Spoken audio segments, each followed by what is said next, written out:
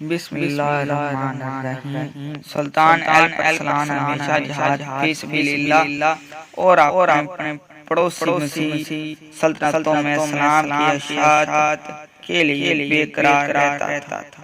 اس کی ہمیشہ یہ کوشش رہی کہ امن اور روم کے علاقے اسلامی قلمرو میں شامل ہوں۔ دراصل وہ ایک مخلص جہاد تھا اور اسلامی جہاد کی روحی وہ واحد عمل تھا جس کی دولت الپرسلان کو شاندار کامیابیاں نصیب اور اس کی جہادی سرگرمیوں نے دینی رنگ اختیار کر لیا۔ سلجوقی سلطنت کا یہ عظیم قائد ایک مخلص جہادی شخصیت اور مسیح علاقوں میں اسلام کی اشاعت ترویج کے لیے بے حد حریص انسان کی شکل میں نمودار ہوا اور دولت بازد دین کے بہت سارے علاقوں پر اسلام کا علم لہرا دیا۔ الپرسلان اپنی مملکت کی سرحدوں کو وسیع کرنے سے پہلے 7 سال کے عرصے تک اپنی مملکت کے دور دراز علاقوں کے حالات کا جائزہ لیتا رہا اور جب ان علاقوں میں امن و امان کی صورتحال سے مطمئن ہو گیا تو اپنے عظیم قصد کو پائے تکمیل تک جانے کے لیے پلاننگ شروع کر دی۔ ان کے سامنے اب ایک ہی ہدف تھا، سلجوقی سلطنت کے پڑوس میں واقع مسیح علاقوں کو فتح کرنا۔ مصر میں فاطمی دولت کے اقتدار کو ختم کرنا اور تمام اسلامی دنیا کو عباسی خلفاء اور سلجوقی اقتدار کے جھنڈے کے نیچے متحد کرنا۔ الپرسلان نے اپنے منصوبے کو عملی جامہ پہنانے کے لیے ایک بہت بڑا لشکر تیار کیا اور اس لشکر کی قیادت کرتا ہوا ارمن اور جورجیا کی طرف روانہ ہوا۔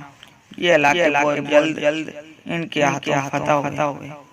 الپرسلان آگے بڑھا اور شام کے شمالی علاقوں پر یورس کی حلب میں مردہ سے حکم تھی۔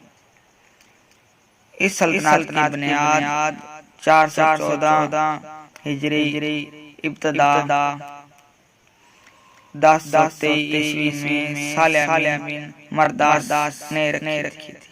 یہ ایک شیعہ سلطنت تھی۔ الپرسلان نے مرداسی سلطنت کا محاصرہ کر لیا اور اس سلطنت کے فرمانروا محمود بن صالح بن مرداس کو مجبور کیا کہ وہ مصر کے فاطمی خلیفہ کے بجائے عباسی خلیفہ کی حکومت کو تسلیم کرے اور لوگوں کو اس حکومت کے حکام کا پابند کرے۔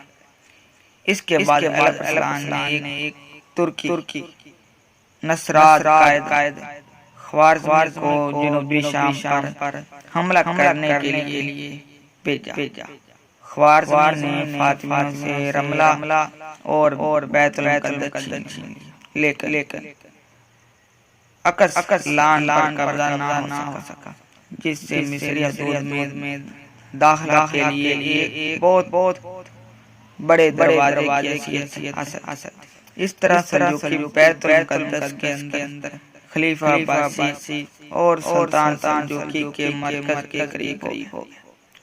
426 ہجری میں مکہ مکرمہ کے گورنر محمد بن ہاشم نے قاصد سلطان الپرسلان کے دربار میں پہنچا۔ قاصد نے صلاح دی کہ مکہ شریف میں مکہ خلیفہ القیم پاشا اور سلطان الپرسلان کے نام کا خطبہ دے رہا ہے اور آئندہ سے وہ عبیدی سلطنت کے بجائے عباسی خلافت کے احکامات کی پابندی کرے گا۔ قاصد یہ بھی بتایا کہ مکہ شیعہ الفاظ اذان میں نہیں اترائے جائیں گے۔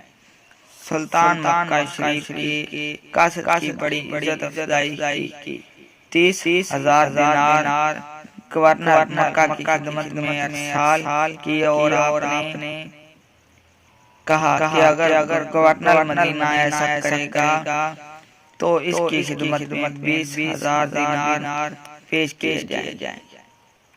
الپرسلان کی ان فتوحات نے رومی شہنشاہ ڈومانوس ڈیوجیس کو آتش سے زہر پا کر دیا، اور اس نے پختہ ارادہ کر لیا کہ وہ ہر قیمت پر اپنی شہنشاہت کا دفاع کرے گا۔ اس مقصد کی خاطر اس نے اپنی پوری فوج سلجوقیوں کے خلاف جنگ میں جھونک دی، اور آئندہ سے